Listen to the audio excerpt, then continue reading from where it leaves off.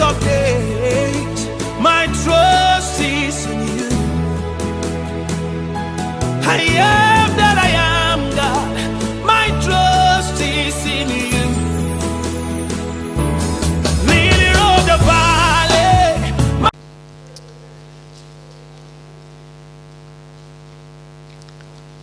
Je vais parler sur le secret d'une vie bénie par Dieu. Le secret d'une vie bénie par Dieu. Il y a des choses dans la vie qu'il faut savoir faire en tant qu'enfant de Dieu pour arriver réellement à vivre de grandes choses avec le Seigneur. Dieu est au-dessus des cieux. Le ciel est son trône, mais la terre est son marchepied. Et la Bible dit qu'il a le monde, il a le globe dans sa main. C'est un grand Dieu, un Dieu tout-puissant et capable de très très grandes choses. Donc nous allons lire Matthieu 6, versets 33 à 34.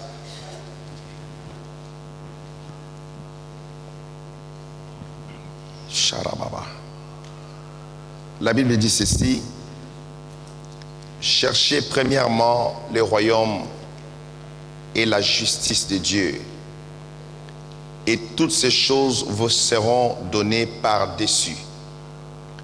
Ne vous inquiétez donc pas du lendemain, car le lendemain aura soin de lui-même.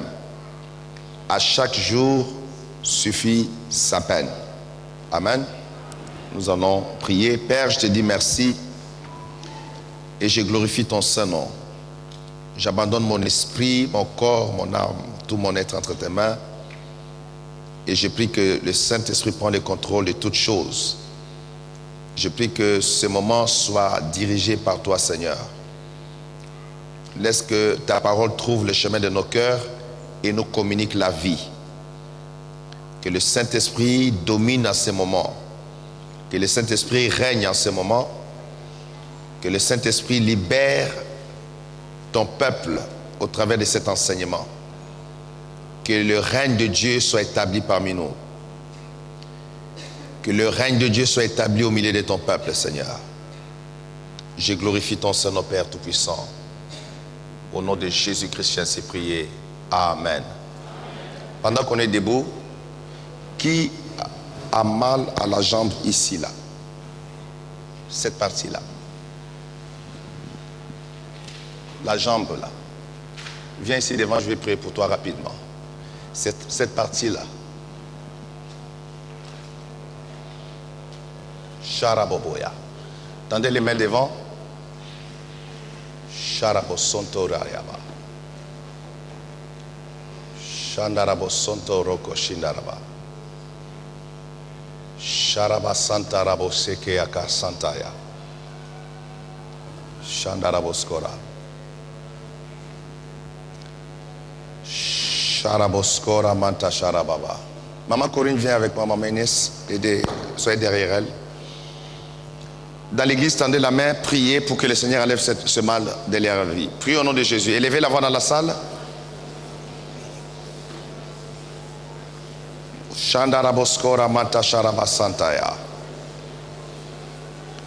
Sharaboskora manta sharaboskora manta sharabaskora mantaya. Shandarabobobo shindaramanta sharaboskora mantaya. Glora raba shandaramonto sonto roboskora mantaya. Shandarababa yandarabo shindaramonto sonto monto koramai. Je ne t'entends pas, élève encore la voix plus fort que ça. Libère l'onction qui est en toi. Je dis libère la grâce qui est en toi. Prie avec autorité maintenant.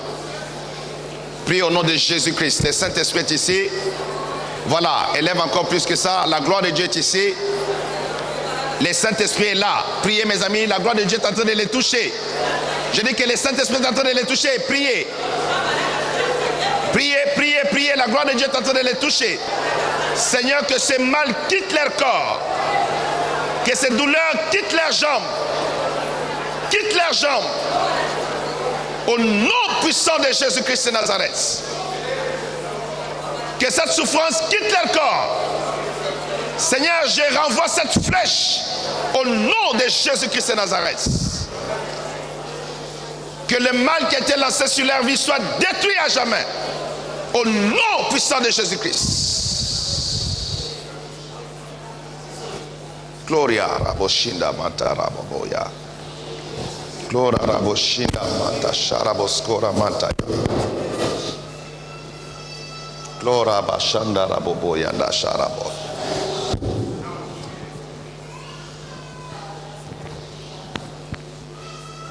Qu'elle soit guérie au nom de Jésus-Christ. Qu'elle reçoive la vie et qu'elle soit la guérison par la puissance du Saint-Esprit. Au nom de Jésus-Christ. Que cette jambe soit complètement guérie devant toi, Père. Que cette jambe soit complètement guérie, complètement restaurée. Aidez-la. Aidez-la. Sharaboskora mata sharabaskora mata sharabaskora ma rabashanda raboskora mata sharabasanta. Gloria rabashanda raboskora mata sharaboskora mata sharabaskora mata ya. Au nom de Jésus-Christ. Reçois la guérison au nom de Jésus-Christ par la puissance du Saint-Esprit. My God, que la gloire de Dieu soit sur toi. Sharaboskora mata, sharaboskora mata, sharaboskora mata, sharaboskora mata, sharaboskora mata. Gloire à Raboshinda. Seigneur, restaure ta fille, qu'elle soit complètement guérie, qu'elle soit complètement restaurée, que cette jambe soit complètement guérie par la puissance du Saint-Esprit. Maman, reste derrière la maman là, il y a une forte gloire sur elle. S'il te plaît. Seigneur, qu'elle soit guérie, que ce mal quitte son corps au nom puissant de Jésus-Christ de Nazareth, au nom de Jésus-Christ, le Fils de Dieu vivant, par la puissance du Saint-Esprit, que la vie rentre dans son corps, que la vie rentre dans ce corps, que la vie rentre dans ce corps, que la vie rentre dans ce corps, que la vie rentre dans ce corps, par la puissance du Saint-Esprit, que la vie rentre dans ce corps, par la puissance du Saint-Esprit, que ce mal quitte ce corps au nom de Jésus-Christ de Nazareth, que la vie rentre dans ce corps, que la vie rentre dans ce corps, par la puissance du Saint-Esprit, au nom de Jésus-Christ de Nazareth, que la vie rentre dans ses corps, que le mal quitte ses jambes, que le mal quitte cette jambe, que le mal quitte cette jambe, quitte cette jambe, quitte cette jambe, quitte cette jambe, quitte cette jambe, quitte cette jambe. Sharabobo, couvrez-la. Sharabobo, Shindarabo, Santorabaya. Père, que la guérison rentre dans ses corps, que la grâce de Dieu rentre dans ses corps, que la puissance de Dieu rentre dans ses corps. Au nom de Jésus-Christ, que la vie rentre dans ses corps, que la grâce de Dieu couvre cette vie, que cette jambe soit complètement guérie au nom de Jésus-Christ. Au nom de Jésus-Christ, le Fils de Dieu. Shandaraboskora mata, sharaboskora mata, shindaraboskora mata, sharaboskora mata. Merci Seigneur, au nom de Jésus-Christ.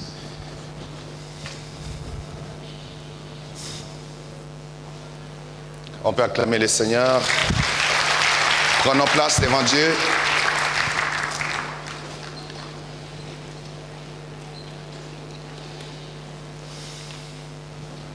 Nous venons de lire un texte qui est capital dans les Saintes Écritures. Et ces paroles sont les paroles du Maître, comme on dit. Ce sont les paroles du Seigneur Jésus-Christ lui-même. Et ces paroles, ces deux versets que nous venons de lire, ont éclairé l'Église de Jésus-Christ pendant des siècles. Ces paroles ont redirigé l'Église pendant des siècles. Ces deux versets que nous avons lus ont corrigé l'Église de Jésus-Christ pendant des siècles. Beaucoup de vies qui pouvaient s'égarer, ces vies ont été recadrées à cause de cette parole. Alléluia. Amen, amen. Il dit, cherchez premièrement. C'est mon fil qui fait ça?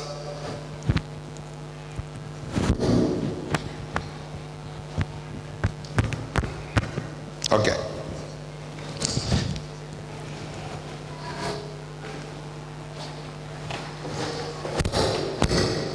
Les versets sont principes de vie spirituelle. Son principe de marche chrétienne, de son existence sur la terre jusqu'à ce que Jésus vienne.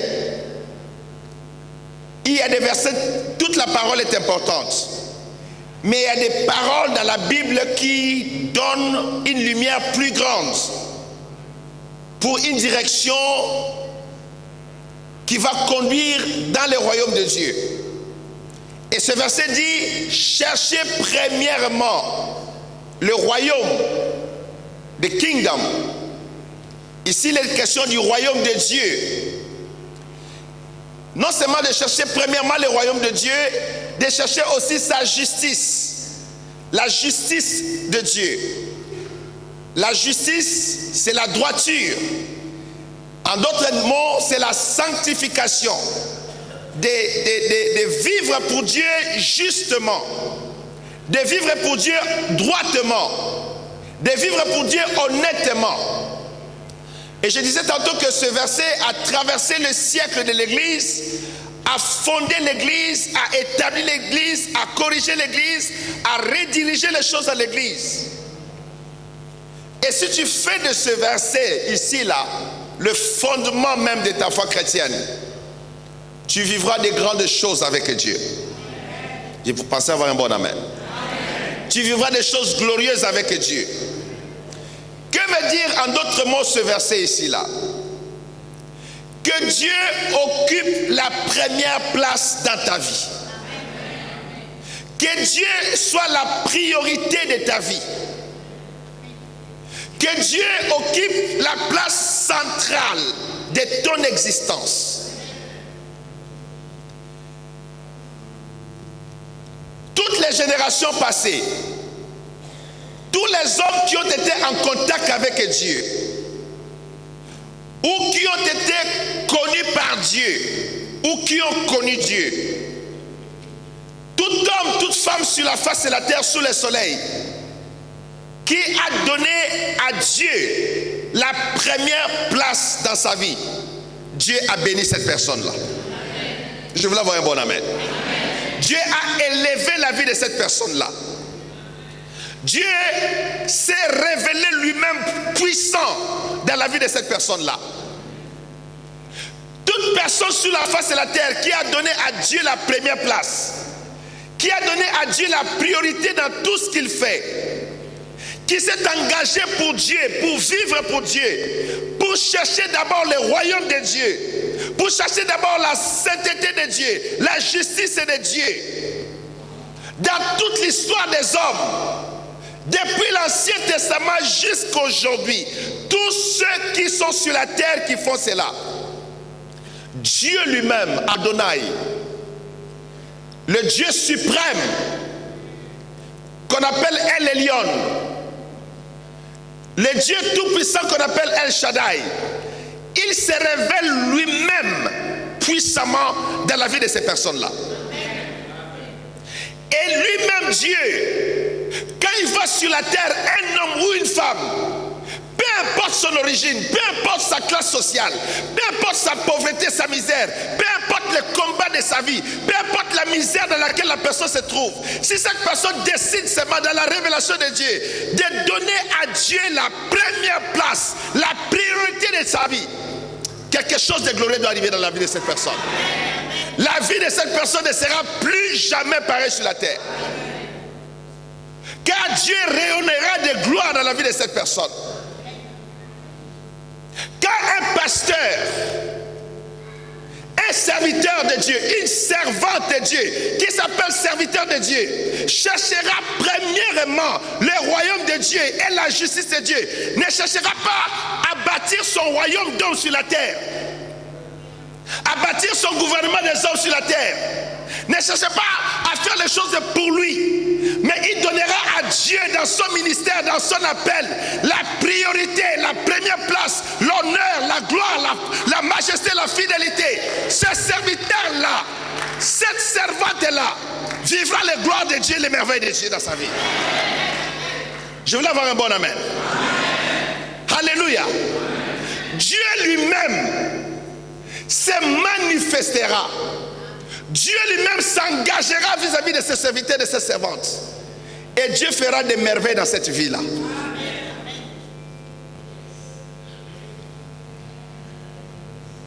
La grande faiblesse de l'Église aujourd'hui, c'est que l'Église ne donne pas la première place à Dieu. Chacun d'entre nous, nous avons nos occupations. Nous ne donnons pas la première place. La place centrale est prioritaire à Dieu. Et c'est ça qui fait notre défaillance. C'est ça qui fait souvent notre misère. Sinon, je peux dire à quelqu'un avec assurance dans cette salle ce matin, ton problème est trop petit pour Dieu. Ton problème est infiniment petit pour Dieu. Dieu peut décider à la seconde de résoudre ton problème à la gloire de son nom. Parce que Dieu est le Seigneur des Seigneurs. Il est le Roi des Rois. Tout pouvoir lui appartient dans le ciel et sur la terre. Pour que Dieu te bénisse, c'est une petite chose. Ce principe ici sont des principes de vie. Des hommes et des femmes qui ont compris que ma marche sur la terre, Dieu doit occuper la première place. Pas mon camarade, pas mes amis, pas ma femme, pas mes enfants, pas mon travail, pas ma voiture, pas mes habits, pas mes chaussures, pas mes sacs de Versace, de quoi que ce soit, mais l'Éternel, le Dieu de la Bible, le Père de Jésus-Christ, le Dieu des prophètes, le Dieu des apôtres, il doit occuper la première place dans ma vie. Celui qui comprend cela et qui met ça en pratique, il vivra la gloire de Dieu. L'évangile tourne autour de ça. Toute la vie chrétienne tourne autour de ceci-là. Nous avons besoin de la délivrance, nous avons besoin de la guérison, nous avons besoin de tout ce que Dieu peut nous donner. Mais en réalité, si nous créons l'espace dans notre cœur, nous créons l'espace dans notre vie, et nous mettons Dieu en priorité dans notre vie, dans notre maison, dans notre travail, dans notre calendrier, dans nos activités, que tout ce que je fais, Dieu doit occuper la première place, la place capitale, la place centrale. Je ne peux pas m'engager avec un homme, avec une femme sans consulter Dieu. Je ne peux pas signer un contrat sans consulter Dieu. Je ne peux pas aller à tel endroit sans consulter Dieu. Je ne peux pas me marier avec ses frères sans consulter Dieu. Je ne peux pas aller avec cette femme sans consulter Dieu. Je ne peux pas changer d'église sans consulter Dieu. Dieu doit occuper la première place de ma vie. C'est ça qui a fait la force depuis les générations passées jusqu'à aujourd'hui des hommes et des femmes qui ont été victorieux sur la face de la terre. Ils ont associé Dieu dans leur vie. Ils ont associé Dieu même avant de manger. D'abord, ils doivent prier Dieu. Avant de sortir de leur maison, d'abord ils doivent prier Dieu. Ils doivent parler à leur Dieu avant de parler aux hommes. Ils doivent faire des choses avec ces dieux-là avant de faire quoi que ce soit avec qui que ce soit sur la face de la terre. Ils n'obéissent qu'à la voix de ces dieux-là. Laisse-moi te dire, le Dieu que nous annonçons est le créateur des cieux et de la terre. Il est le Dieu qui a tout pouvoir entre ses mains. Il est le Dieu qui ordonne et la chose arrive. Il est le Dieu qui appelle à l'existence les choses qui ne sont pas comme si elles étaient. Il est le Dieu qui peut éteindre le feu. Il est le Dieu qui peut arrêter la tempête. Il est le Dieu qui fait naître des enfants. Il est le Dieu qui donne la vie. Il est le Dieu qui ressuscite les morts. Il est le Dieu qui donne l'abondance et la bénédiction. Il est le Dieu de gloire. Il est au-dessus de toutes choses. Il règne à jamais. Son règne n'a pas de fin. Son règne est éternel. Il est le Dieu redoutable. Il est le Dieu invincible. Il est le Dieu invisible. Il est le Dieu des dieux, le Seigneur des seigneurs, le roi de tous les rois, le maître de tous les maîtres. Il est l'alpha, l'oméga, le premier, le dernier, le commencement, la fin. Il est Dieu. Si ce Dieu-là occupe la première place de ta vie, c'est fini. Les gens peuvent demander quel marabout tu as rencontré dans cette ville. Tu diras que ça, c'est pas l'œuvre de marabout. Parce que le marabout n'est que cendre et poussière. Mais ça, c'est les doigts de Dieu. C'est la main de l'Éternel. C'est Dieu qui est dans ses œuvres. C'est Dieu qui manifeste sa puissance. Le Canada est différent de la France. La France est différente du Canada. Chaque pays a ses réalités, ses avantages, ses inconvénients. Ici en France, il y a des bonnes choses, il y a aussi des mauvaises choses. Mais dans le corps de Christ, il y a un problème. Le grand problème de l'église, les gens ne donnent pas la place à Dieu comme Dieu. Les gens cherchent seulement des solutions à leurs problèmes dans l'église. Les gens peuvent aller d'église en église à la recherche des simples solutions de leurs problèmes. Les gens peuvent même quitter une ville pour aller dans une autre ville, seulement dans le souci que sa vie change, que les choses s'améliorent. Alors que les gens oublient, nous avons un créateur. Nous avons un Dieu. Et ce Dieu-là, c'est notre papa. Ce Dieu-là peut prendre soin de nous. Ce Dieu-là peut répondre à nos besoins. Ce Dieu-là est la solution à tous les problèmes des hommes. La Bible dit que Dieu a tant aimé le monde. Qui peut t'aimer comme Dieu? Dieu nous a aimés avant que nous le connaissions. Qui peut t'aimer comme Dieu? Qui peut t'aimer comme Dieu? Qui peut mourir à ta place comme Jésus-Christ a fait? Qui peut verser son sang et être humilié comme Jésus l'a fait?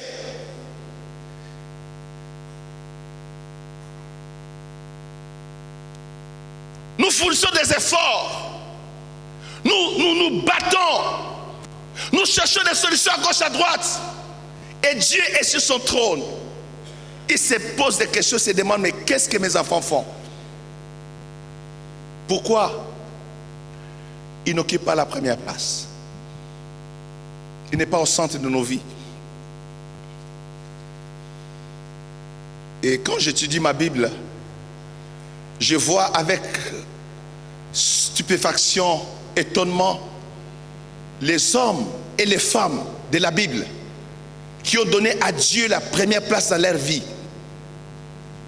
Comment Dieu lui-même s'est révélé, comment Dieu lui-même s'est manifesté dans leur vie, comment Dieu les a honorés, comment Dieu a solutionné leurs problèmes, comment Dieu a été la réponse à leurs cris, comment Dieu les a sortis des fosses des lions, comment Dieu les a libérés de la flamme de feu, comment Dieu les a sortis des griffes des diables, comment Dieu s'est battu pour eux. Dieu était devant eux comme un feu dévorant.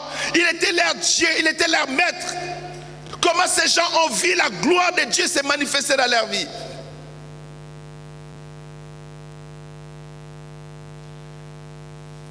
Il dit, cherchez premièrement le royaume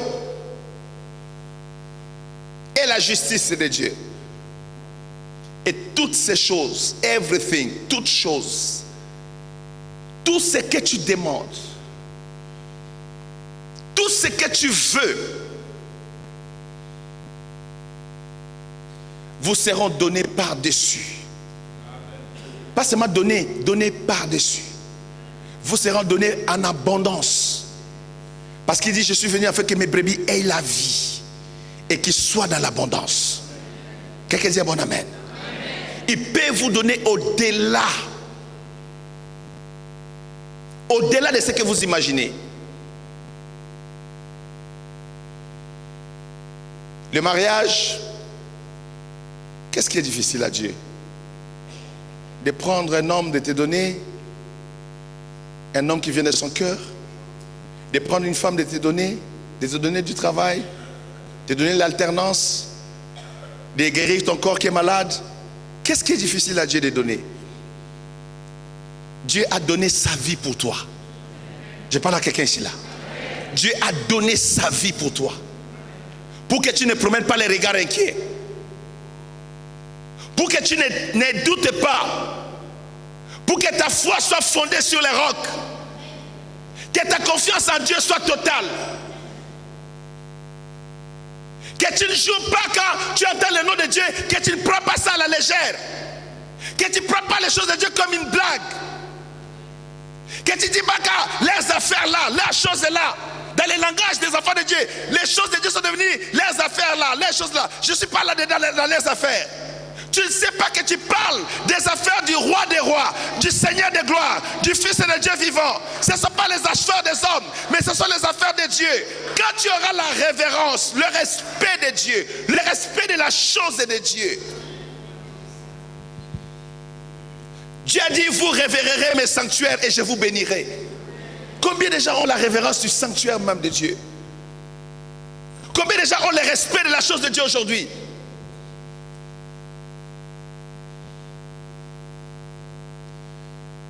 Combien sabotent les choses de Dieu? Combien abandonnent la chose de Dieu? En fait, entre guillemets, c'est devenu les affaires du pasteur, parce que les pasteurs, c'est des grands voleurs de la terre aujourd'hui. Tous les pasteurs, c'est des escrocs. C'est des méchants. C'est des gens à qui on ne peut jamais faire confiance. Mais qui va servir Dieu? Qui proclamera la parole de Dieu si tous sont considérés comme ça? Si tout le monde perd la passion, l'amour de Dieu dans son cœur, le respect de Dieu, l'honneur qu'on donne à Dieu, la négligence dans les choses de Dieu, la négligence dans l'œuvre du Seigneur. On néglige tout, on se donne des excuses. Et ces excuses sont valables pour les hommes. Je dis souvent à mes enfants, la manière que j'ai appris Dieu, c'est différent parce que Dieu est tellement sévère avec moi, des fois que pour un petit rien, je passe des très mauvais quarts d'heure. Des fois, je me demande, mais comment les autres, quelle relation ils ont avec Dieu? Moi, je suis arrivé au point de dire, non seulement je crains Dieu, mais je commence à avoir même peur de Dieu. Parce que je connais comment il est tellement strict. Les gens ne savent pas comment Dieu est tellement strict. Ça ne prend pas le nombre d'années que tu as fait le ministère. Ça ne compte pas le nombre des âmes que tu as menées dans le royaume de Dieu. Ça ne compte pas. C'est ton obéissance qui compte jusqu'à la fin. Si tu rates ça, la porte du royaume peut être fermée. Le pasteur Béni en a fait l'expérience. Quand il était malade, il avait un problème cardiaque, il a sombré dans son sommeil, et puis son esprit est sorti, il est parti dans le ciel. Il est arrivé à la porte du ciel, il a vu l'ange qui reçoit les saints qui rentrent dans le ciel, son visage a changé. L'ange lui a fait comprendre, ta place n'est pas ici, monsieur. Et on lui a dit qu'il ne peut pas rentrer là. Et c'est à ce moment-là que Jésus-Christ lui dit que je te renvoie, je te donne une dernière chance, corrige les choses. Et arrête les messages de la prospérité. Prêche mon retour et prêche la sanctification. Prêche les retours de Jésus-Christ. Regarde cet homme-là. Combien d'années il a travaillé pour Dieu? Il a mené des millions d'âmes au Seigneur. Il a mené des millions d'âmes au Seigneur. Pasteur Béni soutient pas moins de 1000 à 2000 missionnaires sur la terre. Il paye leur salaire chaque mois des missionnaires. Tu as fait toutes ces choses et à cause du message de la prospérité, tu ne donnes plus la priorité à Dieu. Dieu n'occupe plus la première place dans ton cœur. Tu négliges l'œuvre de Dieu. Tu commences à jouer avec les œuvres de Dieu. Tu commences à te donner les droits de faire tout ce qui bon te semble. Tu te dis que je peux faire ce que je veux dans l'église de Dieu. Tu ne sais pas que le ciel t'observe. Le ciel compte ça sur toi.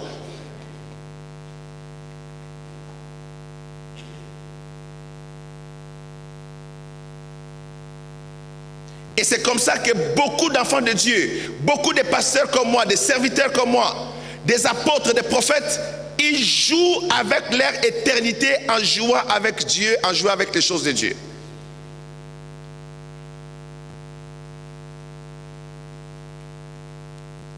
Quelle place Dieu occupe encore dans ta vie aujourd'hui? Quelle place Dieu occupe-t-il dans ta vie pendant que je parle? Tu peux te poser cette question-là. Quelle place Dieu occupe encore dans ma vie ce matin, ce dimanche? Je chante pour Dieu, j'adore Dieu. Mais est-ce que Dieu compte vraiment pour moi? Est-ce que l'Éternel, le Dieu de la Bible, occupe encore une place dans mon cœur, dans ma vie? Vous savez, la grande tentation pour les serviteurs, Dieu peut rester seulement un Dieu de service. Dieu peut rester seulement un Dieu de service. C'est le Dieu, je lis la Bible pour prêcher, je rentre en jeûne pour prêcher, et ça s'arrête là. Mais l'autre partie de ma vie, je la fais comme je veux.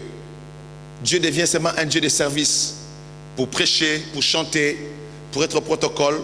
Mais quand je finis le protocole, je finis de prêcher, je finis l'adoration, je fais ma vie comme je veux. Et tu crois que tu fais bien. Dieu devient mon Dieu les dimanches. Les dimanches, je ne reste pas à la maison, je dois aller à l'église. C'est une bonne chose. Mais que fais-tu de lundi, mardi, mercredi, jeudi, vendredi, samedi? Dieu n'occupe pas la première place dans ta vie. La négligence entre comme la levie rentre dans la pâte. C'est-à-dire doucement mais discrètement. Vous allez vous rendre compte seulement qu'au bout d'un moment, la pâte est levée, la pâte a gonflé. Mais vous n'avez pas vu quand est-ce que ça a pénétré. La négligence dans les choses de Dieu. Comment on repousse Dieu dans sa vie? Ça commence par des petites choses. Des choses minimes. Toi qui, par exemple, tu priais chaque fois avant de manger, tu commences à manger sans prier. Parce que tu dis, oh, c'est rien, je mange quand même. Ça a l'air de rien. Mais ça commence par des petites choses, des petites négligences.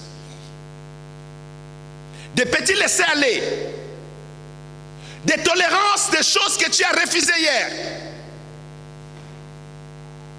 De tolérer les choses que tu n'acceptais plus dans ta vie en tant que chrétienne, en tant que chrétien. Hier, tu ne permettais pas que quelqu'un rentre dans ta maison et fumer la cigarette dans ton salon. Ou bien boire la bière encore dans ton salon. Mais tu commences à permettre ça.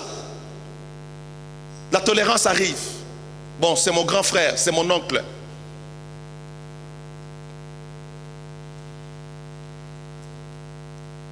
Et petit à petit, Dieu ne vaut plus rien dans ta vie. Dieu n'a plus de place centrale dans ton cœur. Dieu devient le Dieu des paroles de grâce, mais n'est pas le Dieu de ta vie. Il devient le Dieu des dimanches. Ou bien il est le Dieu des services. Parce que je dois prêcher, parce que je dois modérer, parce que je vais chanter, je me prépare. Mais tu te prépares pour le service. Quand est-ce que tu vas préparer ta vie pour l'éternité de Dieu?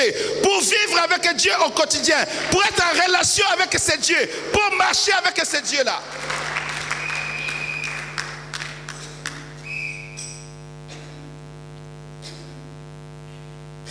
La négligence. Dieu n'est plus dans ma vie. Dieu n'est plus dans ta vie. Dans la prière. Regarde comment tu priais. Quelles sont les heures de prière que tu avais? Regarde comment Dieu n'est plus là. Dieu n'est plus là. Il y a beaucoup d'excuses. Des excuses vraies. Mais le problème c'est que Dieu n'est pas là. Les excuses sont vraies. On te comprend. Mais la réalité, il n'est plus là. La réalité n'est plus là. Cherchez premièrement le royaume et la justice de Dieu. Tu cherches quoi? À Paris, tout le monde cherche la délivrance. C'est bien. Je comprends, il y a des problèmes spirituels, il faut la délivrance quand même. Mais ça ne doit jamais être la priorité de l'Église. Cherchez premièrement le royaume. Que ton cœur et ton esprit, ta conscience d'homme, de femme, soit tournée vers le royaume de Dieu. Que tu sois préoccupé à comment je vais rentrer dans le royaume de Dieu. Si Jésus vient aujourd'hui, est-ce que je vais rentrer? Qu'est-ce qui dans ma vie peut m'empêcher de rentrer? Qu'est-ce qui dans mes vêtements, dans ma manière de m'habiller en tant que frère, en tant que sœur, qu'est-ce qui peut faire que Dieu ou bien les anges de Dieu, quand ils vont commencer à prendre le jour de l'enlèvement, que les anges de Dieu puissent me laisser? Dans mon langage, dans ma conduite, qu'est-ce qui peut faire que Dieu m'abandonne? Que les anges de Dieu puissent avoir honte de moi?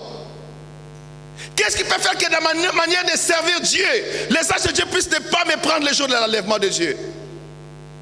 Qu'est-ce que tu cherches? Le mariage. Ceux qui sont dedans, beaucoup cherchent à sortir. Ceux qui sont dans le mariage, beaucoup cherchent à fuir. Il y en a qui trouvent même que c'est une malédiction d'avoir rencontré cette femme ou d'avoir rencontré cet homme. Beaucoup pleurent. Il y en a qui ont la grâce d'avoir rencontré des bons partenaires dans la vie. Gloire à Dieu. Qu'est-ce que tu cherches? Il dit chercher premièrement. Qu'est-ce que tu mets en priorité? Qu'est-ce que tu mets premièrement dans ta vie? C'est ça le problème. Premièrement.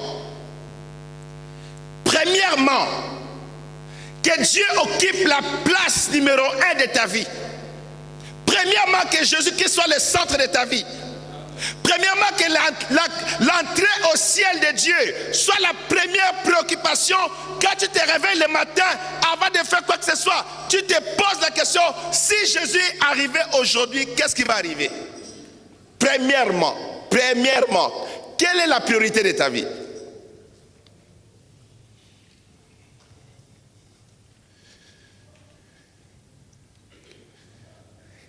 Chaque jour, je pleure.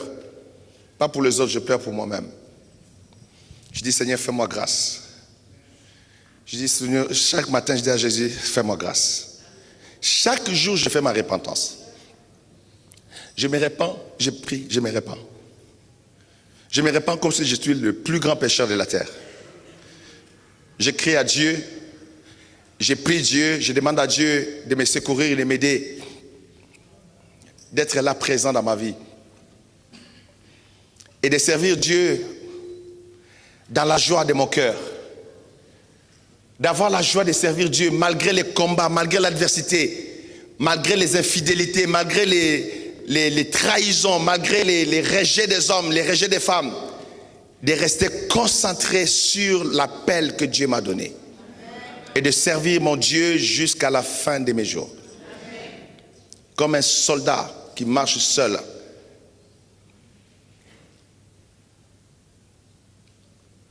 Souvent, j'ai rigolé dernièrement. Je me considère comme un soldat de Dieu. Je dis toujours, je suis un soldat. Et puis un jour, je rêve, j'étais vraiment un soldat avec béret rouge. J'ai dit, mais aïe, aïe, aïe, aïe.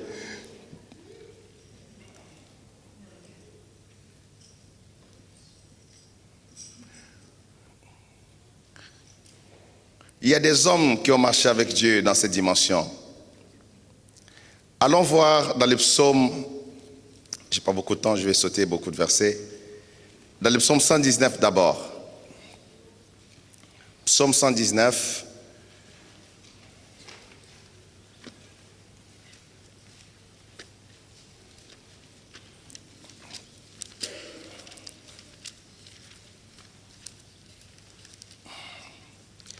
Nous allons lire les versets 145 à 149.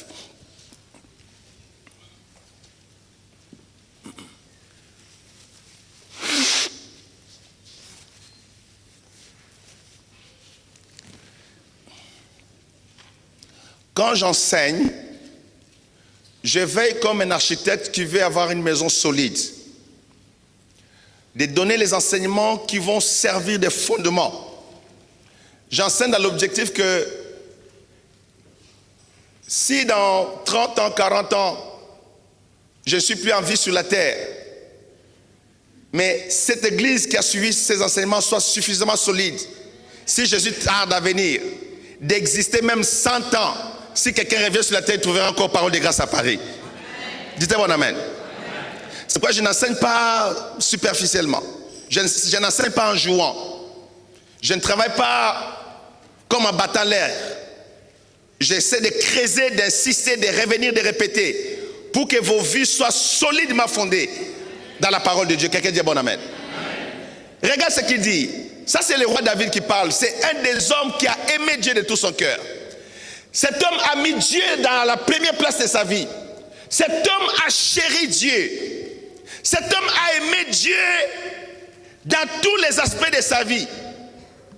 Cet homme, même dans sa manière de donner à Dieu, quand c'était le temps de construire le temple de Dieu, cet homme a donné plus qu'Israël lui-même seul.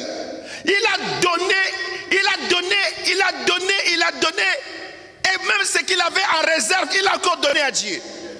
Parce que Dieu comptait beaucoup pour lui. Quelqu'un dit bon amen. Mais regarde son comportement ici. Il dit, je t'invoque de tout mon cœur. Exauce-moi, Éternel, afin que je garde tes statuts. Aïe.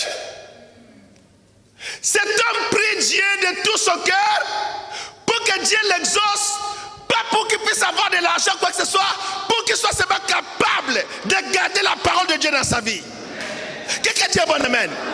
Est-ce que tu pries comme ça? Est-ce que tu peux prier un jour, Seigneur, donne-moi la grâce de comprendre la parole et de mettre la parole de Dieu en pratique dans ma vie, de vivre selon la parole de Dieu.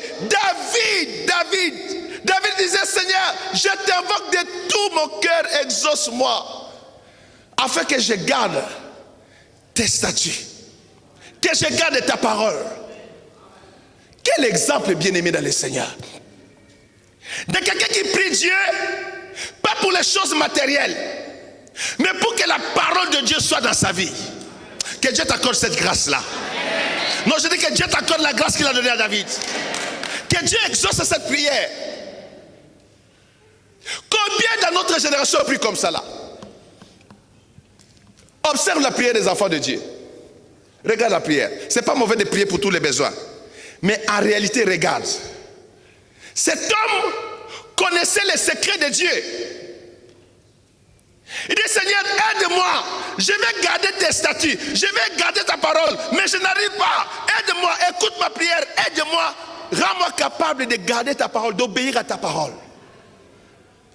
Parce que David sait que s'il arrive seulement à garder la parole de Dieu, Dieu lui donnera tout ce qu'il demandera. Dites bon amen. Donne-moi le prochain verset, ma fille. Il dit, je t'invoque, sauve-moi, afin que j'observe tes préceptes. Mes amis, lisez la Bible, vous allez voir que nous jouons dans notre génération. Regarde ce prophète de Dieu. Là, c'est un prophète roi. Il est roi, il est prophète, il est à la fois sacrificateur, il est berger d'Israël. C'est l'un des rares rois qui a occupé plusieurs fonctions spirituelles en Israël. Il est le berger d'Israël. Les enfants d'Israël ont appelé la lampe d'Israël. Il était à la fois la lampe d'Israël. Il était le prophète, le roi, le sacrificateur.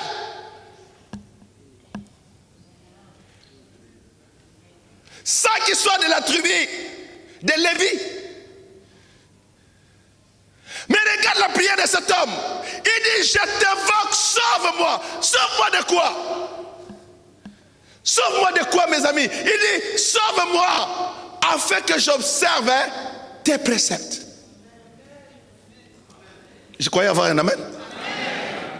Non, je croyais avoir un amen. L'amour de la parole de Dieu consumait le cœur de David. L'amour de comprendre la parole de Dieu, d'observer, c'est-à-dire de marcher dans la parole, de marcher dans l'obéissance de la parole, de vivre selon la parole de Dieu. Regarde, il demande à Dieu de les sauver pour qu'ils gardent les paroles de Dieu. J'enseigne à quelqu'un ici ce matin. Toi, il suffit que ta tante arrive à la maison, tu oublies la parole de Dieu.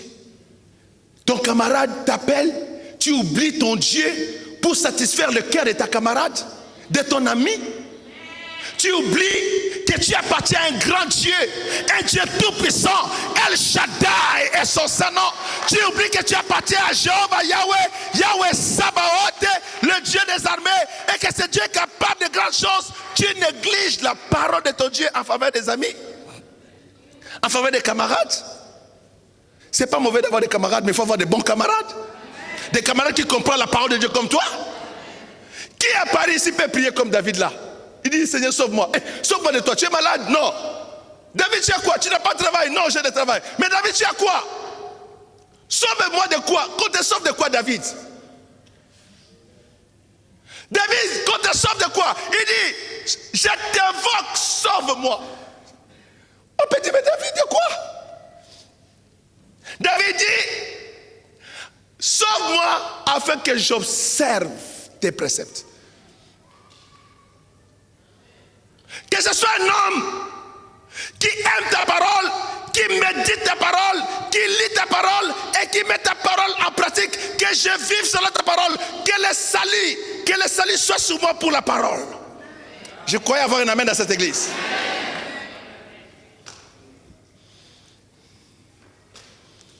Charabababaya. David, sauve-moi de quoi, David? Donne-moi le prochain verset. Regarde, mes amis. David dit, je dévance l'aurore et je crie. Je dévance l'aurore et je crie. J'espère en tes promesses. Mais où est-ce que David trouvait ces promesses-là? Dans la parole de Dieu.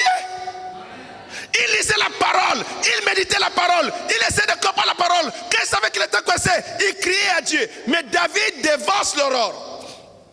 Il dévance l'aurore. Combien d'entre vous, vous vous réveillez, vous commencez avec votre Facebook avant de parler à Dieu? Combien commencent leur journée avec le Facebook sans avoir parlé à Dieu? Dieu n'occupe pas la première place. Tu commences ta journée en saluant ta femme. Tu commences ta journée en saluant ton mari sans commencer à saluer Dieu.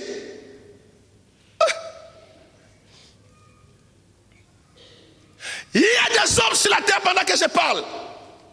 Il y a des femmes sur la terre sous le soleil parmi les hommes. Quand il se réveille au milieu de la nuit, il ne parle pas à un homme qui a le souffle de vie sans qu'il n'ait parlé à son Dieu, son Créateur. Parce que Dieu occupe la première place dans sa vie. Il ne va pas lire un autre livre.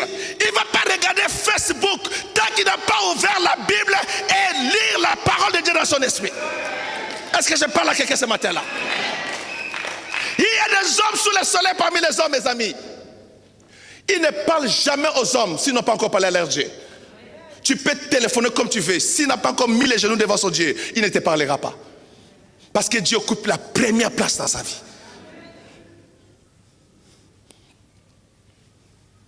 Alléluia. Amen. Alléluia. Amen. Alléluia, mes amis. Amen. Quel est notre comportement dans l'église? En tant que des chrétiens et des chrétiennes, quel fondement nous avons dans le christianisme? Quel fondement on nous a donné quand nous sommes convertis? Quelle est notre manière d'agir? Quand Dieu, les anges de Dieu nous observent, quelle est notre manière d'agir? Un enfant de Dieu qui appartient à l'Éternel, qui appartient à Elohim, avant de parler à un homme sur la terre, il doit d'abord parler à son Dieu. Je parle à quelqu'un? David dit, je dévance l'aurore et je crie, j'espère en tes promesses. Il doit parler à son Dieu, il doit vérifier la parole de son Dieu, avoir une parole dans son cœur, avant de saluer un homme. Avant de parler à un homme. Avant même d'appeler son pasteur. Il parle d'abord à son Dieu. C'est ça le vrai fondement du christianisme. C'est là que l'église de Jésus-Christ était forte dans les temps des apôtres. C'est ça qu'on enseignait aux enfants de Dieu.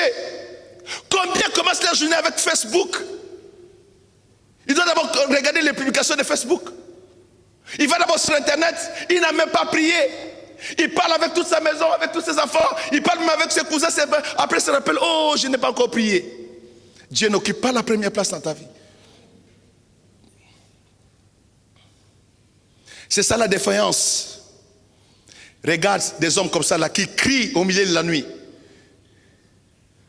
Un homme qui dévance l'aurore, avant que quiconque, mes amis, nous parlons ici d'un roi. Cet homme est roi. Il est roi. Il est un roi établi par l'autorité de Dieu. Il a l'esprit de Dieu sur lui. Mais il connaît la priorité de sa vie. Sa priorité, c'est son Dieu d'abord.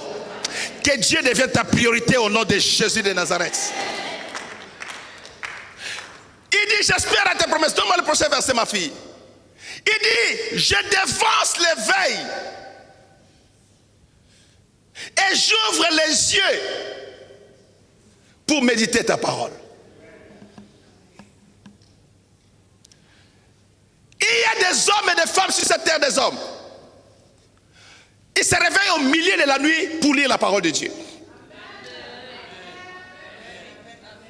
Ils se réveillent, mes amis. Pendant que vous faites des blagues, vous jouez à gauche, à droite. Il y a des hommes sur la terre pendant que je parle qui se réveille au milieu de la nuit. Il dit, je défonce l'éveil et j'ouvre les yeux. C'est-à-dire que le premier contact avec ses yeux, c'est la parole de son maître, la parole de son créateur, la parole qui nourrit son âme et son esprit. Il dit, j'ouvre les yeux pour méditer ta parole. Je défonce l'éveil. Une personne comme ça, une femme comme ça là, au monde, un homme qui fait ça là, le diable ne peut pas jouer avec lui. Le diable ne peut pas jouer avec une femme qui se réveille la nuit. Le premier contact de ses yeux, c'est sur la parole. Le premier contact de son cœur, c'est sur la parole. Sa vie est tournée vers Dieu. Le diable ne peut pas toucher cette personne-là. Parce que la vie de cette personne est fondée sur les rocs. Ce n'est pas un chrétien flottant. Ce n'est pas un chrétien que tu bouscules, tombe par terre. Non. Il est solidement établi dans la parole de Dieu. Et ce qui est sa priorité dans sa vie, ils disent que son Dieu est sa priorité. Je défonce l'éveil et j'ouvre les yeux pour méditer ta parole. Qui médite la parole encore aujourd'hui? Qui nourrit son âme avec la parole de Dieu?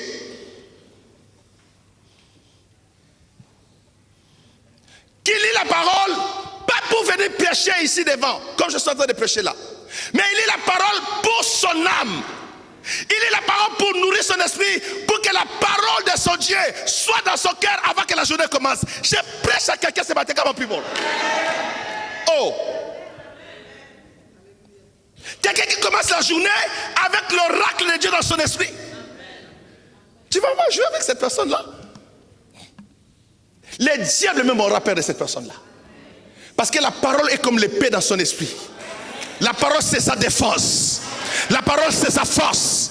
Et l'homme ne vivra pas de pain seulement. Et de toutes les paroles qui sortent de la bouche de Dieu. Il nourrit son nom de la parole. Il est fort à l'intérieur. Il est fort dans son esprit. Mais regarde comment il le fait. Il dévance l'éveil. Avant d'ouvrir Facebook. Avant de rentrer dans l'humiliation des hommes. Dans les discussions avec les futilités de Paris ici là. Il donne à Dieu sa priorité. Il dit, moi j'appartiens à l'Éternel. Et Jésus-Christ est mon Seigneur. Donne-moi le prochain.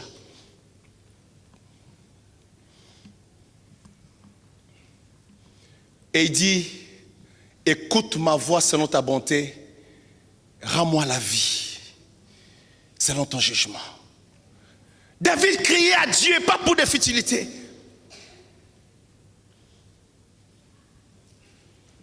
Les gens comme ça là, quand il y a une guerre, les gens ne connaissaient pas le secret de David. Quand il y avait une guerre que David s'est levé, l'Éternel s'est levé avec lui.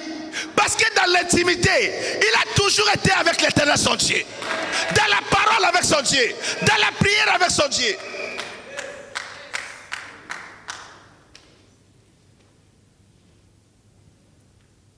Et Dieu donnait à David toutes sortes de victoires. Pourquoi? Dieu regarde, quand Dieu regarde tout Israël, tout le monde dort. Il faut dans une maison, une lampe allumée, un homme avec les livres de la parole en train de méditer et en train de prier. Il dit, je dévance l'aurore pour crier à toi. Sauve-moi, je crie à toi. Délivre-moi Seigneur pour que je comprenne ta parole. Oh Seigneur, je dévance l'éveil pour méditer ta parole. Dieu dit, hein? Cet homme s'est réveillé au milieu de la nuit pour prier. Après m'avoir adoré, après m'avoir prié, cet homme se met à méditer ma parole avant de commencer la journée. Avant que le général Abner arrive. Avant que les autres généraux arrivent. Il est là, dans la présence de son Dieu. Dans la communion de son Dieu. Dieu occupe la première place dans sa vie. Comment ne pas avoir le succès de la vie? Comment ne pas réussir? Comment ne pas réussir avec ce Dieu?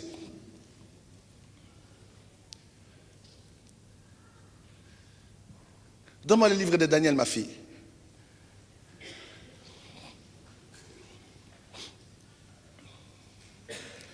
Daniel chapitre 6.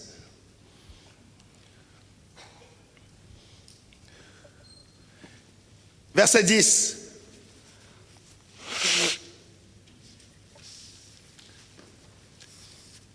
Rapidement à cause du temps, j'ai plus beaucoup de temps. Daniel chapitre 6, verset 10. Il est écrit ceci sur cet homme. Lorsque Daniel sut que le décret était écrit, il se retira dans sa maison où les fenêtres de la chambre supérieure étaient ouvertes dans la direction de Jérusalem.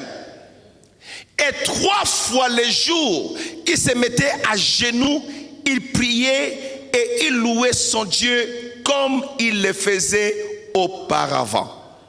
Dites amen à la parole.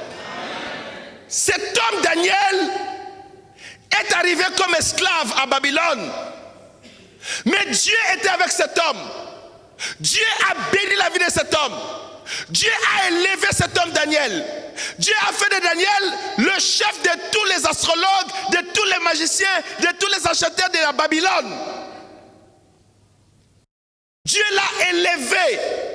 Dieu a montré qu'il était son Dieu. Mais pourquoi? Quel était le comportement, l'attitude de cet homme Daniel?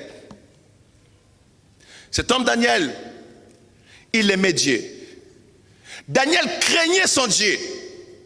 La Bible dit, cherchez premièrement les royaumes et la justice de Dieu, et toutes ces choses vous seront données par-dessus. Tout ce que vous avez besoin, Dieu vous le donnera par surplus. Vous n'aurez même pas besoin de vous battre pour cela. Dieu va vous donner sur le plateau. Moi j'ai un principe. Quand je fais quelque chose, je me bats, je laisse. Et j'attends le moment de Dieu. Alléluia. J'attends le moment favorable de Dieu. Quand je commence à me battre sur une chose, je dis non, non, non. Mon Dieu n'est pas avec moi dans cette affaire-là. Je laisse tomber. Je dis Seigneur, je laisse ça. Je continue à rester dans la présence de mon Dieu. Regarde ceci.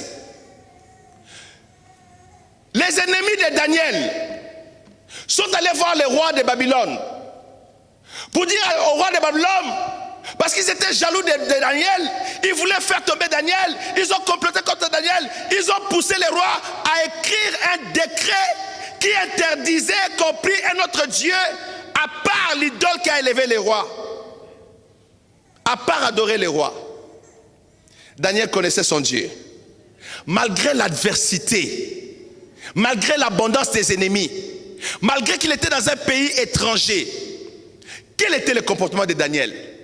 La Bible dit,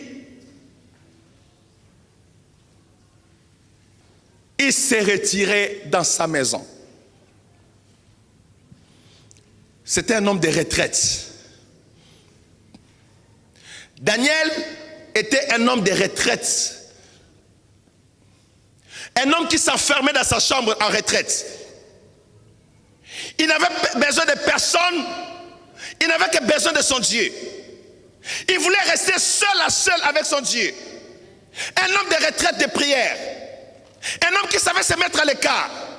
Et il s'est retiré, mais il laissait la fenêtre ouverte dans la direction de Jérusalem, selon la parole de la prière du roi Salomon, que quand le peuple sera amené à déportation, et que le peuple priera du pays où ils sont déportés, en regardant dans la direction de Jérusalem, que Dieu exauce la prière. Voilà pourquoi Daniel priait dans cette direction de Jérusalem à l'époque. Mais nous aujourd'hui, nous n'avons pas besoin de regarder à Jérusalem. Nous nous regardons devant le trône de Dieu. Nous regardons à la gloire de l'Éternel notre Dieu. Et Daniel priait 3 fois le jour. Il se mettait à genoux. Un homme en autorité, mais un homme humble devant son Dieu. C'est Dieu qui était le Seigneur de sa vie. J'ai enseigné à quelqu'un ce matin. Dieu était le roi de sa vie. Regarde l'humilité. Il se mettait à genoux dans sa chambre. Combien ne veulent pas se mettre à genoux? J'observe des fois ici, c'est très difficile, tu vois un homme à genoux devant Dieu. Nous avons une chorale bénie ici à l'église. Des fois tu vois, toute la chorale est à genoux. Personne ne suit l'exemple. Les gens n'ont pas l'humilité devant Dieu. Le respect de Dieu n'est plus dans le cœur des chrétiens. La révérence de Dieu n'est pas dans le cœur des chrétiens. Les gens ne savent pas que le roi, comme David priait à genoux. Jésus-Christ, le roi des rois, à Gethsemane, non seulement il a prié à genoux, il s'est prosterné devant la terre. Il y a des positions de prière que Dieu voit avec beaucoup de révérence, beaucoup de respect devant Dieu. Cet homme se mettait à genoux, il priait et louait Dieu. Two things. Daniel ne priait pas seulement. Malgré les adversaires, malgré les combats, malgré les ennemis, Daniel continuait à prier et à chanter les louanges de son Dieu. Tu n'as pas besoin de la chorale pour louer Dieu. Moi, je loue Dieu quand je suis seul dans la voiture. Je loue Dieu au milieu de la nuit quand je suis en train de prier. Je peux louer Dieu dans l'avion, je commence à louer Dieu. Et si je rentre en langue, Raboshinda Matakaya. Je célèbre les merveilles de mon Dieu à prier en esprit. Cet homme louait Dieu 3 fois par jour. 3 fois. 3 fois par jour. Pourtant, c'était un homme très occupé. Un homme occupé dans les affaires de l'État. Parce qu'il était positionné dans le gouvernement de Babylone. Très chargé. Mais malgré ses occupations, il trouvait le temps de prier et de louer son Dieu. Pourquoi ces choses, mes amis? Parce que Dieu occupait la première place dans sa vie. Voilà pourquoi Dieu visitait ces gens. Voilà pourquoi Dieu était toujours avec ces gens. Voilà pourquoi nous aujourd'hui nous sommes assis, nous parlons de Daniel. Parce qu'ils ont émerveillé même Dieu lui-même. Dans leur comportement, dans leur attachement à Dieu. Ils n'étaient pas négligents dans les choses de Dieu. Ils ne se donnaient pas des excuses. Ils étaient prêts à donner leur vie. Mes amis, vous savez que ça coûtait la mort à Daniel. On l'a arrêté. On l'a jeté dans la fosse aux lions. Parce que la mort était déjà décidée de la part de ses ennemis et du roi. Mais dans la fosse aux lions, le lion de la tribu de Juda s'est manifesté. Il a vaincu tous les autres lions. Aucun lion n'a pu toucher à Daniel. Et Daniel est sorti de là indemne. Et Daniel a honoré Dieu sur la face de la terre. Regardez les gens qui ont mis Dieu en première position dans leur vie. Donne-moi Genèse, on va voir l'exemple d'Abraham. Genèse chapitre 13.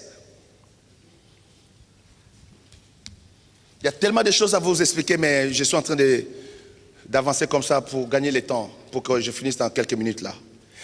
Genèse chapitre 13, verset 1 à 4.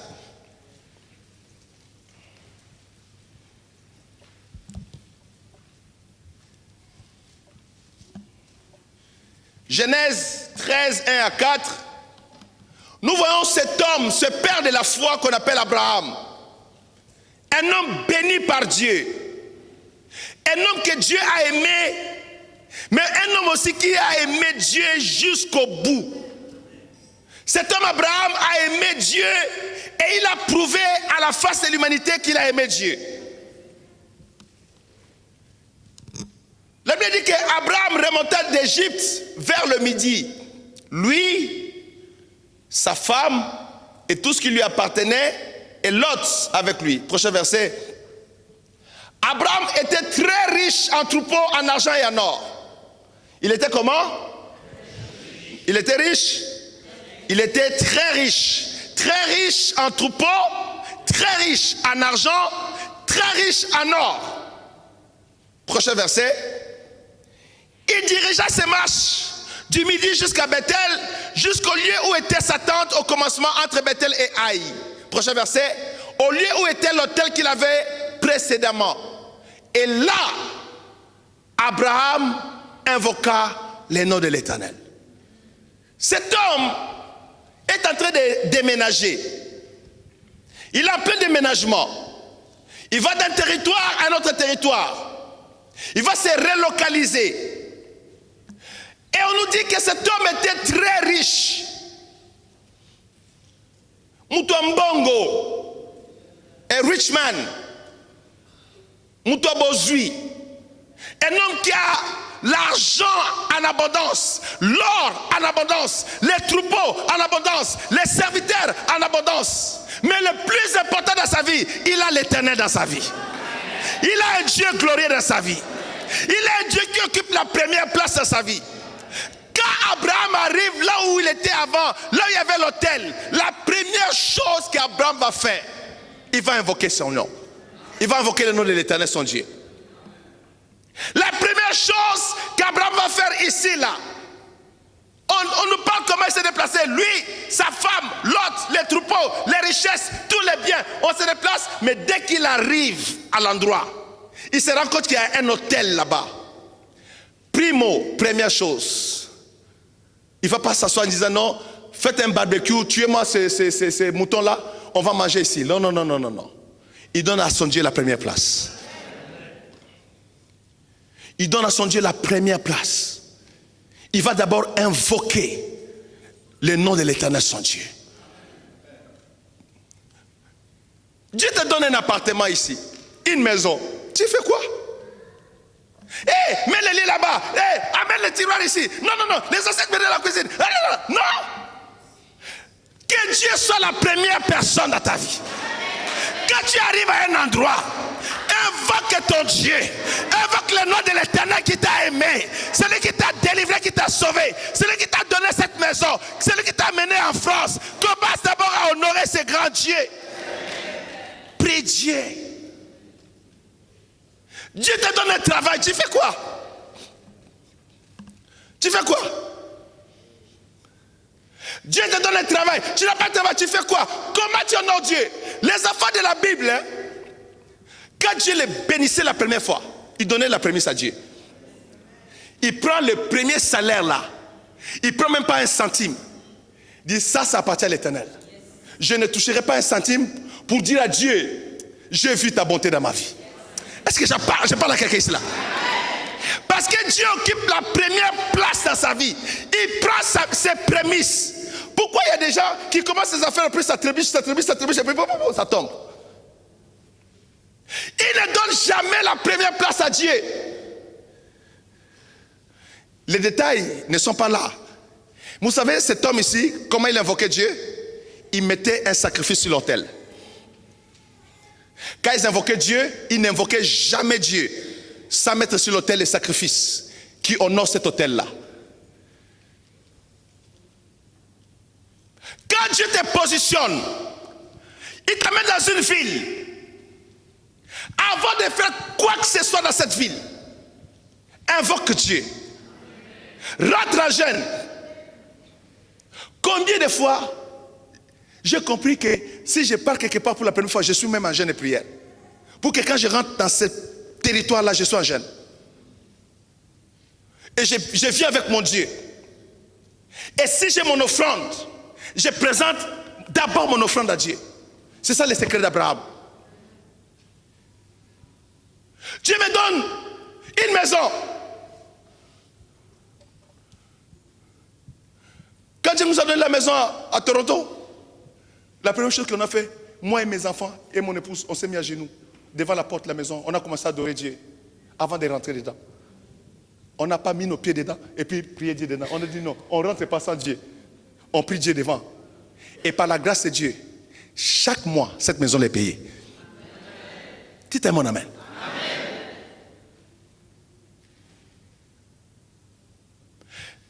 Quand Dieu te fait quelque chose, Dieu t'amène quelque part, mets Dieu en première position dans ce que tu vas faire à cet endroit-là. Que ce soit le travail, que ce soit la maison, que ce soit un bien que Dieu te donne, donne d'abord l'honneur à Dieu. Invoque ton Dieu.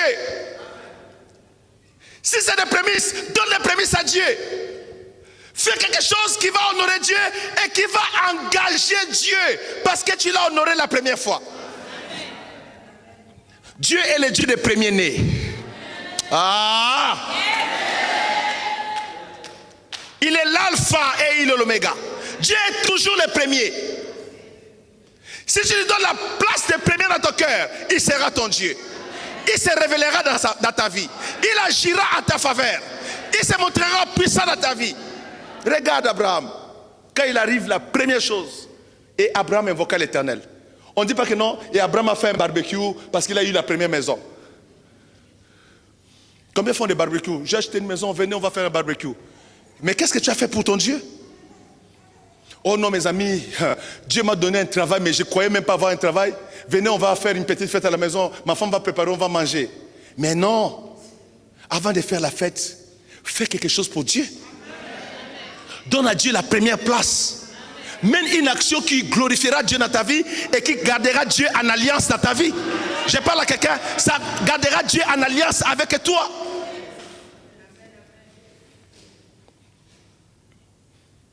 Et Abraham invoqua le nom de l'Éternel. Et quand vous étudiez ces hommes ici-là, quand ils invoquaient Dieu, parce qu'il y a un hôtel, n'oubliez pas. Il est en train d'invoquer parce qu'il y a l'hôtel. Hein, maestro? Il y a un hôtel là. Hein, on a dit, c'est parce qu'il y avait l'hôtel. Et quand il est arrivé, il dit, il y a l'hôtel ici. Il doit d'abord, il ne peut pas invoquer Dieu et l'hôtel est vide. Il faut avoir la sagesse. Il offre à Dieu cette offrande-là, ce sacrifice-là, et la fumée monte pendant que lui il est à genoux. Il est en train de prier son Dieu. J'enseigne à quelqu'un ici là? Une dernière chose, on va voir Job. Job chapitre 1, versets 1 à 5. Rapidement ma fille parce que j'ai débordé avec le temps. J'ai fini l'enseignement comme ça on va partir. Job chapitre 1, versets 1 à 5.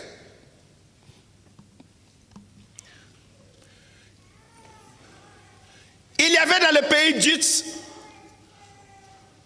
un homme qui s'appelait Job. Son nom c'était Job. Et cet homme était intègre et droit. Il craignait Dieu et se détournait du mal. Quand vous lisez la Bible et étudiez toutes ces choses-là, pour vous dire que non, comment Dieu a béni cet homme-là. Dans tout l'Orient que vous avez aujourd'hui, il n'y avait personne qui était béni comme Job. Il n'y avait personne que Dieu a élevé comme Job. Il n'y avait personne que Dieu avait enrichi. Laisse-moi te dire, tous ceux et celles qui donnent à Dieu la première place ne mourront jamais dans la misère. Le Dieu de la Bible te prospérera. Tu prospéreras et tu vivras la bénédiction de ton Dieu. La grâce de Dieu couvrira ta vie. Et non seulement tu seras béni sur la terre, la porte du ciel restera ouverte pour toi. Et tu rentreras dans le royaume de Dieu. Quelqu'un dit un bon amen à la parole. Suivez ici mes amis. Cet homme était intègre. L'intégrité. Il dit, cherchez premièrement le royaume de Dieu et sa justice. Dernièrement, je parle avec mon frère, le pasteur Simba, qui nous a visités dernièrement. Je lui ai demandé, mais qu'en est-il de ces frères-là? On parlait d'un pasteur. Il dit, mon frère Jacques, ne parlons pas de lui, ce n'est pas un homme intègre. Oh, j'ai dit, bon, on laisse tomber ça. Dans les milieux pastoraux, on sait que le frère, il est bien, mais il n'est pas intègre. Les témoignages des autres, ça compte pour ta vie. Ne dis jamais dans ta vie, je m'en fous des autres. Je m'en fous de ce qu'ils pensent de moi. Fais attention.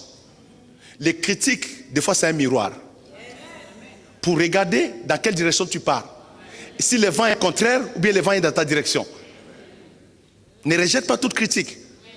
Le témoignage des autres est très important. C'est pourquoi ne détruis jamais les témoignages de quelqu'un. Parce que si tu détruis les témoignages de quelqu'un, tu détruis aussi sa vie. Je parle à quelqu'un qui dit un bon amen. Regarde Job ici là. Job était intègre, il était droit. C'est-à-dire il marchait dans la justice comme Dieu demande. Non seulement ça, il craignait Dieu. Il vivait dans la crainte de Dieu. Non seulement ça, il s'est détourné du mal. Mes amis, tout ça, on a mis ça pour un homme. Je suis épaté. Et dans l'Ancien Testament, et laissez-moi vous dire pour ceux qui ne savent pas, Job est plus ancien qu'Abraham. Le livre de Job est parmi les livres poétiques de la Bible. On l'a mis à côté des livres des psaumes parce qu'on considère que c'est un livre poétique, parmi les livres poétiques de la parole, mais inspiré par Dieu. Mais la personne de Job a existé même avant Abraham. Il est parmi les patriarches que nous avons dans la Bible. Un homme ancien. Il craignait Dieu. À ce temps-là, il n'y avait pas de Bible. Il n'y avait pas d'église. Il n'y avait pas de pasteur qui enseigne. Il n'y avait pas d'ancien, il n'y avait pas de chorale. Il n'y avait pas quelqu'un pour t'appeler. Hey, pourquoi tu n'es pas venu dimanche passé? Cet homme de son propre chef aimait Dieu, craignait Dieu, était droit. Il marchait droitement, il était intègre. On rendait lui un témoignage que non, cet homme-là, non, c'est un frère bien, c'est un homme bien. Cette femme-là, non, elle est intègre, elle est droite devant Dieu. Et il s'est détourné du mal, il vivait dans la repentance. Quand le mal arrivait, il s'est repenté, il dit non, non, non, je ne vais pas rester dans le mal, je ne me repens, Seigneur, je ne veux pas ça. Seigneur, je vais rester avec toi. Il s'est détourné du mal, il fouillait les péchés, il fouillait le mal, cet homme, en son temps. Donne-moi le prochain verset à cause du temps. Il lui naquit 7 fils et 3 filles, let's go. Il possédait 7000 brebis, regarde la richesse, 7000 brebis, 3000 chameaux, 500 paires de bœufs, donc 1000 bœufs, 500 ânesses, un très grand nombre de serviteurs dont on ne pouvait pas compter. Et cet homme était le plus considérable. Il était le plus considérable de tous les fils de l'Orient. Toi, tu ne crains pas Dieu. Tu te donnes de l'importance. Regarde les hommes riches. Des hommes droits, intègres, loyaux à Dieu. Avec toute cette richesse ici-là. Ces hommes s'agenouillaient devant Dieu. Ces hommes précédaient leur ordre. Ces hommes servaient Dieu. Ces hommes étaient engagés. Ils servaient de tout leur cœur. Ils étaient dévoués à Dieu. Ils faisaient des offrandes, des sacrifices à Dieu. Un homme considérable. C'est le genre des hommes que quand il arrive, les jeunes qui sont là, ils se mettent debout. Quand on était à l'école primaire, quand le maître rentre de la classe, on se mettait debout pour respecter l'autorité. J'ai montré à mon fils Elior, il y a des églises, quand l'autorité de Dieu arrive, les gens se mettent debout. Quand les pasteurs sont en train de prêcher, les pasteurs approchent les frères comme ça, là, en train de parler par respect de sa personne. La personne se met debout. Il disait, mais papa, nous on ne connaît pas ça. Il dit, mais oui, parce que dans les milieux francophones, on ne vous enseigne pas les principes de l'autorité. Les francophones sont trop bavards, comme les Français, trop bavards. BFM TV du matin au soir, débat sur débat, insulte sur insulte. Je me dis, mais ça, c'est quel genre de peuple qui débat du matin au soir? Et la même chose, on parle ça pendant une semaine, pendant 2 mois. Aujourd'hui, on va être fatigué avec l'élection européenne. Et si Macron perd aujourd'hui, on ne va pas boire de l'eau le soir ici, là. Mais regarde les hommes considérables. Les plus considérables de tous les fils de l'Orient. Voilà pourquoi moi, votre frère, quand il faut me mettre à genoux, je me mets à genoux. Parce que je suis qui? Quand il faut servir Dieu, je sers Dieu comme si je suis poussière. Je ne me regarde pas à moi-même. Parce que je sais à qui j'appartiens. Le Dieu que je sers, il est très glorieux, très puissant. Et il y a des hommes qui ont servi ce Dieu, qui ont été les gens les plus considérés. Mais ils ont craint ce Dieu. Ils ont servi ce Dieu. Ils étaient humbles devant ce Dieu. Quand tu sers Dieu dans l'orgueil, tu te crois supérieur aux autres. Tu es malheureux. Vous savez, moi là, je peux chanter pour Dieu. Je peux balayer l'église. Je peux prêcher. Je peux modérer. Malheureusement, je n'ai pas les dons de musique comme maestro, mon frère. J'aime tellement jouer la musique, mais je n'ai pas les dons. Je peux balayer l'église. Je peux faire le protocole comme mon fils Adonai. Quand je suis à côté de mes pères spirituels, oublie ton pasteur. Là, je suis un fils à côté de mon père. Je porte la Bible de mon père. J'accompagne mon père. Je reste dans cette attitude d'humilité. Une fois, mon père a crié sur moi devant plus de 1000 pasteurs à Kinshasa. C'était chaud. Il a crié sur moi devant plus de 1000 pasteurs. Il dit, Jacques, ça ne va pas ta tête, quitte la vie ici. J'ai couru, je suis arrivé. Maintenant, tous les pasteurs qui disent, mais c'est le docteur Jacques. Il y en a qui commencent à se fâcher. Je dis, calmez-vous.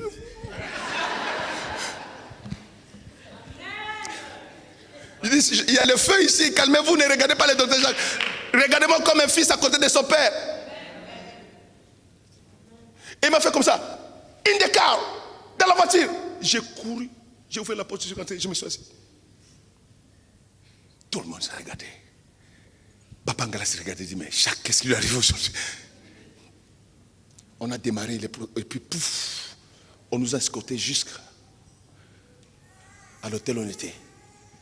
Et dans la voiture, il m'explique pourquoi il a crié sur moi. Il me dit, il faut laisser à personne de toucher la gloire. Quand nous servons Dieu, on doit respecter la gloire de Dieu. Pourquoi tu as laissé à cette personne de prendre ta Bible? Tu n'es pas capable de prendre ta Bible et de me suivre? Je dis, papa, pardonne-moi. Il a pris ma Bible sans que je puisse savoir. Il dit, tu devais me suivre, n'est-ce pas? Je dis, oui, papa, je devais te suivre. Il dit, c'est fini. Mais comment c'était la réunion? Je dis, papa, c'était merveilleux, mais mon cœur battait. Parce qu'on respecte la gloire. Parce qu'on sert la gloire de notre Dieu. Je dois arrêter à cause du temps. Dans les derniers versets, ses fils allaient les uns chez les autres et donnaient tour à tour un festin, et ils invitaient leurs 3 sœurs à manger et à boire avec eux, à manger, à boire avec eux prochain. Et quand le jour de festin était passé, Job appelait et sanctifiait ses fils, puis il se levait de bon matin et offrait pour chacun d'eux un holocauste. Car il disait, peut-être mes fils ont-ils péché et ont-ils offensé Dieu dans leur cœur? C'est ainsi que Job avait coutume d'agir. Job avait cette coutume. Qu'est-ce qui se passe? Il se levait de bon matin. Regarde, David, de bon matin. Abraham, de bon matin. Daniel, de bon matin. Ces gens-là avaient compris Dieu autrement. Je te parle aujourd'hui, je te montre les secrets de Dieu. Même cet homme Job que nous voyons béni comme ça, de bon matin, vous voyez un papa qui est le plus considéré de la ville, il est en train d'adorer Dieu de bon matin et d'offrir l'holocauste. Et puis suivez-moi mes amis. Daniel priait à l'intérieur, Job priait à l'extérieur. Parce que Job présentait l'holocauste consumé par le feu de bon matin dehors. Est-ce que vous comprenez la parole ici? Et il priait et sanctifiait ses enfants. C'est ainsi qu'il avait coutume d'agir. Que Dieu vous bénisse.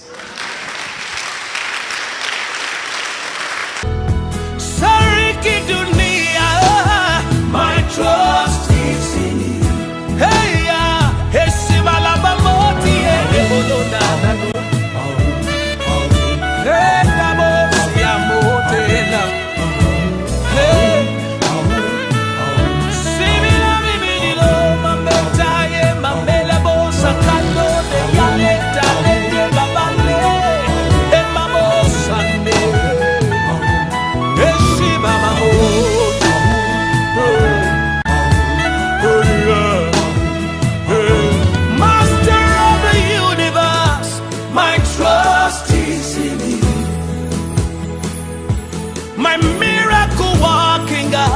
My trust is in you. King of glory, my trust is in you.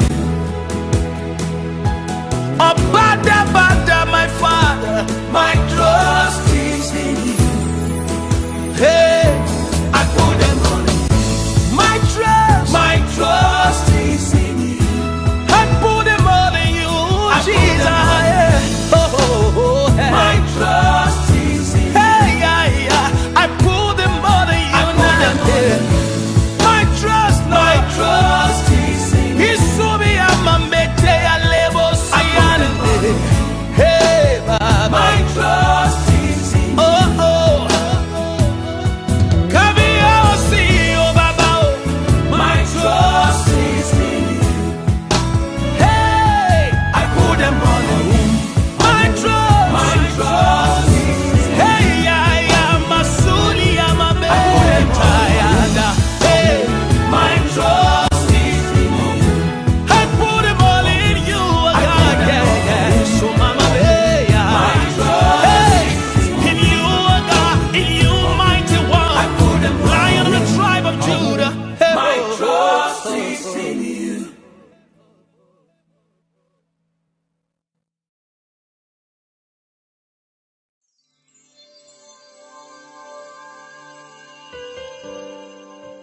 Yes, you are good, mighty God. Glorious God, you are. All the glory to you, oh God. Yeah.